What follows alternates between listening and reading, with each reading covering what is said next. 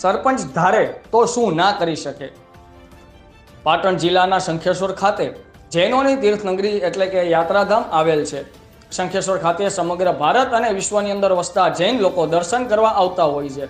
તેની ચિંતા કરતા ગ્રામના જાગૃત અને લોકસેવક સરપંચ એવા દશરથદાન ગઢવીએ તેમની ગુજરાતની અંદર અનોખી પહેલ કરી।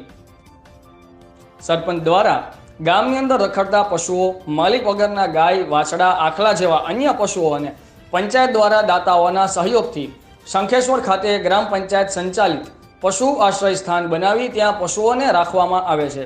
પશુઓ માટે ઘાસચારો, પાણીની સુવિધા, ગરમી ના લાગે તેના માટે શેડ સુવિધા, પશુઓ માટે પશુ ડોક્ટર, આરોગ્ય અને તમામ પ્રકારની સુવિધાઓ ઉપલબ્ધ કરી છે।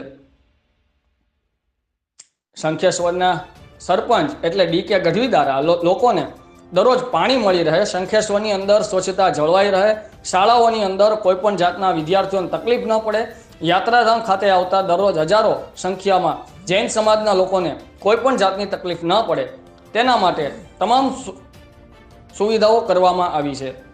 રિપોર્ટર ફારૂકભાઈ ઘાચી, આઝાદ મીડિયા લાઈવ, રાધનપુર। જે રખડતા પશુઓની પંચાયતે વ્યવસ્થા કરી એ બાબતે તમારે પંચાયતો પણ શંખેશ્વરની પ્રેરણા લે।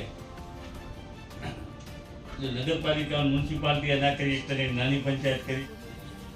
ડી.કે. ગઢવી, શંખેશ્વર ગ્રામ પંચાયત સરપંચ છે।